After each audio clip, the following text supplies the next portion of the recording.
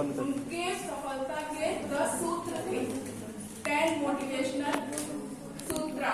उसमें पहला था चिंतन करो, चिंता मत करो और नए विचारों को बनाओ। मतलब कि अगर कोई समस्या आती है तो उस पर चिंता मत करो, सबसे पहले चिंतन करो कि उस समस्या का समाधान कैसे किया जाए और नए से नए विचारों को अपना करके जो समस्या है उसका नए से नए आसानी से समाधान। दूसरा मोटिवेशनल उन्होंने बताया कि उठो, जागो और अपने लक्ष्य को तब तक मत रुको जब तक कि उसे प्राप्त ना करो। मीन्स कि जब तक आप कोई भी लक्ष्य बनाते हो, जब तक शांत ना हो, जब तक कि उसको अचीव ना हो। हमेशा कैसा लक्ष्य बनाओ? बहुत बड़ा।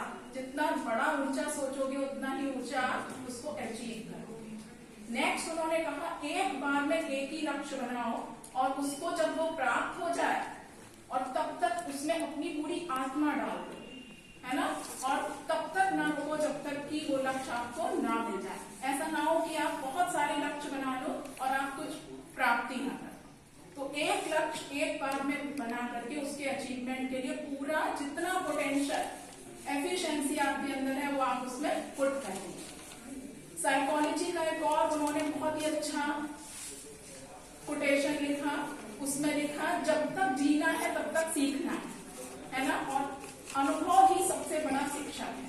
तो जब तक जीना है सीखना मीन्स कि पूरी लाइफ हमें कुछ ना कुछ सीखना है। और साइकोलॉजी हमें बताती है कि जो लोग सीखते रहते हैं उनका एंड टाइम तक ब्रेन काम करता है। अब आप देखिए कि जो लोग जिंदगी भर, ये नहीं कि 50 के बाद आपकी उम्र खत्म होगी आपको नहीं सीखना, कंप्यूटर है या कुछ भी है, कोई एंड नहीं है लाइफ का और वो हमेशा सीखना। और ये कहा जाता है जो जिंदगी भर सीखता है उसको अल्जाइमर बीमारी कभी होती नहीं, भूलने की। उसका ब्रेन एक्सरसाइज इतनी हो जाती है कि वो कभी भूलता नहीं। तो इस तरह से बहुत सारी, उन्होंने कहा कि कमजोर, अपने को कमजोर समझना बहुत बड़ा पाप है, क्योंकि ईश्वर ने आपको इतना पोटेंशियल दिया है, फिजिकल और मेंटल एबिलिटी दी है कि आपके जैसा कोई मूल्यवान नहीं है। अगर आप हमेशा रोना रोगे कि मेरे पास ये चीज नहीं है, इस चीज की कमी है, तो क्या होगा? आप कभी आगे नहीं बढ़ सकते।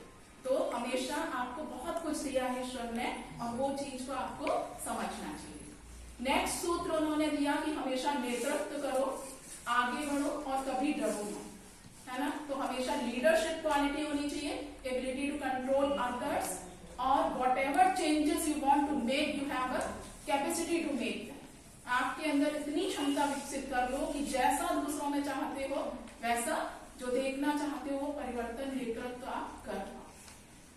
उन्होंने एक और सूत्र दिया कि आपके अंदर बहुत सारा, आपके अंदर खुद के अंदर बहुत छिपी हुई क्षमताएं हैं, तो अपनी क्षमताओं को बढ़ाओ, पहचानो।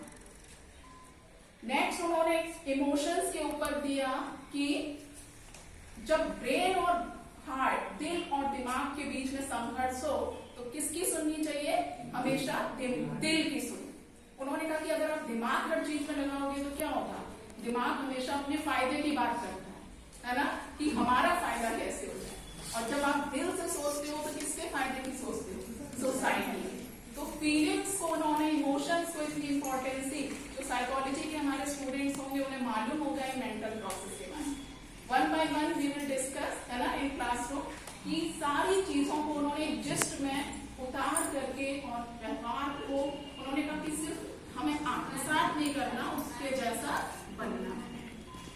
नेक्स्ट उनके बहुत ही अच्छे अच्छे स्टेटमेंट्स थे और अभी इस समय I am not able to remind it. तो दैट इज द 10 सूत्र ऑफ सक्सेस ऑफ विवेकानंद, और उसको हम सभी को अपने जीवन में ना सिर्फ आत्मसात करना चाहिए बल्कि उसको व्यवहार में उतारने का प्रयास। हमेशा जीवन का लक्ष्य ऊंचा रखो, ऊंची सोच होगी तो आप हमेशा बढ़ो।